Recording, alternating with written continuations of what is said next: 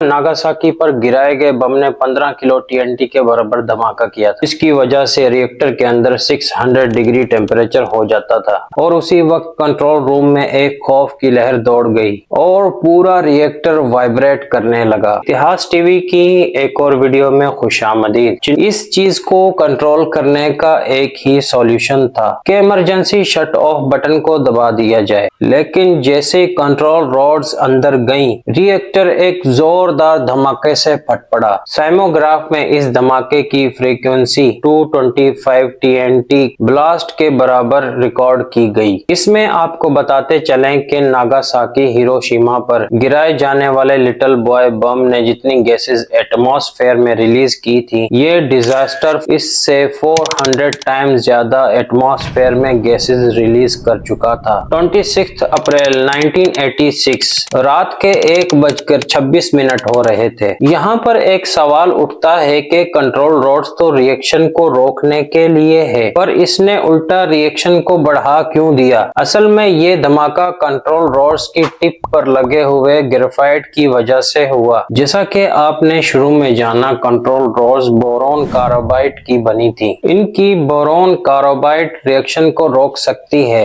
लेकिन graphite reaction को मजीद बढ़ा देता है। इमरजेंसी स्विच ऑफ बटन दबाने से रिएक्शन पहले ही अपनी कंट्रोल लिमिट्स क्रॉस कर चुका था। इसमें ग्रेफाइट की टिप जाते ही तेजी आई और रिएक्टर्स की बर्दाश्त का लेवल खत्म हुआ और वो फट पड़ी। 2 इंजीनियर्स तो मौके पर ही मारे गए और 2 बुरी तरह झुलस गए। धमाके की वजह से 4 नंबर वाले प्लांट में आग लग गई। पहले तो इसे आम आग समझा जा रहा था, क्योंकि कोई नहीं जानता था इस धमाके की वजह से 5% radio active materials already atmosphere में जा चुका था। फायर फाइटर्स मौके पर ही पहुंच गए और पानी से आग बुझाने का काम शुरू कर दिया, मगर ये आग बुझने वाली नहीं थी, क्योंकि ये एक आम आग नहीं थी बल्कि ग्रेफाइट की आग थी, जिसको बुझाना इतना आसान नहीं था। हादसे के फौरन बाद पूरे पेपराइट शहर को फौरन खाली करवा दिया गया, जिसमें उस वक्त करीब 50,000 लोग बसते थे। इमरजेंसी डिक्लेयर कर दी गई, कई 100 घर खाली करवा दिए गए। सोवियत यूनियन ने कई 100 बसेस का इंतजाम किया, जो इस शहर के लोगों को बहुत दूर सल्वाटेक सिटी ले गए, लेकिन वहां चेर्नोबिल में ये काम अगले 10 दिनों तक चलता रहा। हेलीकॉप्टर की मदद से भी पानी, रेत और ऐसी कई सारी चीजें उस पर डाली गईं, जिससे आग पर काबू पाया जा सके। कई दिन बाद जाकर ये आग बुझी,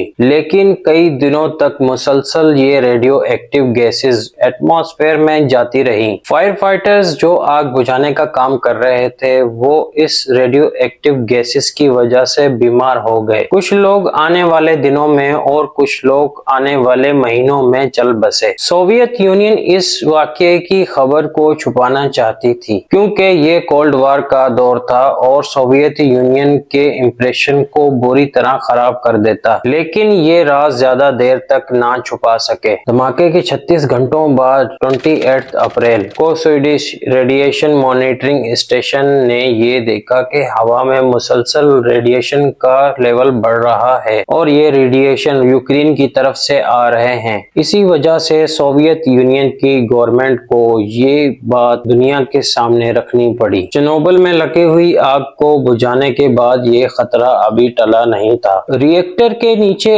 एक बहुत बड़ा पानी वाला पूल था और रेडियो एक्टिव मटेरियल उसके अंदर मुसलसल जा रहा था। अगर उसको वक्त पर खाली ना किया गया तो ये पानी एवापोरेट होकर स्टीम की शक्ल में एटमॉस्फेयर में गैसेस बढ़ाएगा। इसको खाली करने का एक ही तरीका था कि कोई इसी पूल के अंदर जाए और जाकर इसके बॉटम पे लगे हुए ढक्कन को ओपन कर दे, जिससे इसका सारा पानी ड्रेन हो जाएगा। और इस काम को करने के लिए बहुत बड़ा खतरा था। इस पानी के अंदर जाने का मतलब है कि अपनी जिंदगी को दांव पे लगाना। ये काम करने के लिए कोई भी राजी नहीं हुआ। यहाँ पर सामने आए 3 superheroes, mechanical engineer Alexei Ananenko, senior engineer Valery बसब्लोग और शिफ्ट सुपरवाइजर बोरिस बेरानोफ। उन्होंने अपनी जान को खतरे में डालकर दूसरों को बचाने का काम किया। ये तीनों डाइविंग सूट पहनकर उस पानी पानी के पूल में कूद पड़े और अंधेरे में स्विम करते हुए उसके बॉटम के ढक्कन के पास पहुंच गए और उसे ओपन कर दिया, जिससे सारा पानी उस पूल से निकल गया। इस मिशन को उस वक्त के कई लोगों ने सुसाइड मिशन का नाम दिया और खुशकिस्मती से ये तीनों बिल्कुल सही सलामत बाहर निकल आए, मगर अभी तक बहुत नुकसान हो चुका था। ब्लास्ट के नतीजे में आयोडीन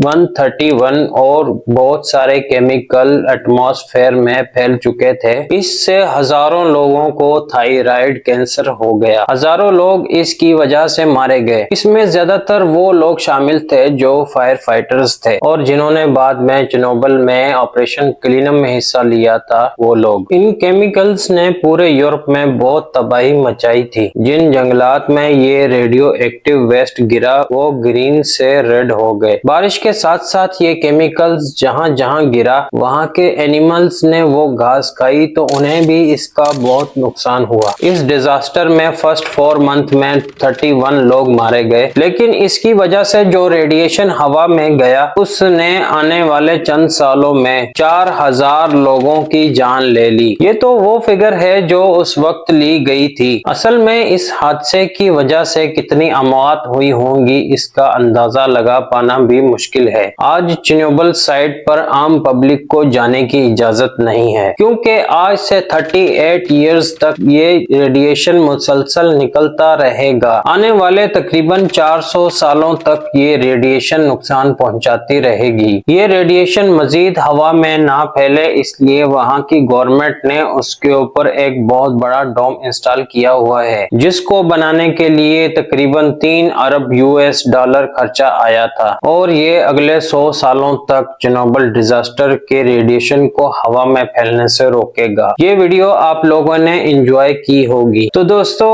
हम लोगों ने ये सब जाना और इस वीडियो का आप नीचे डिस्क्रिप्शन में लिंक है, वहां जाकर आप देख सकते हैं। इस चैनल को सब्सक्राइब, वीडियो को लाइक और शेयर जरूर करें। मिलते हैं अगली एक न्यू वीडियो में।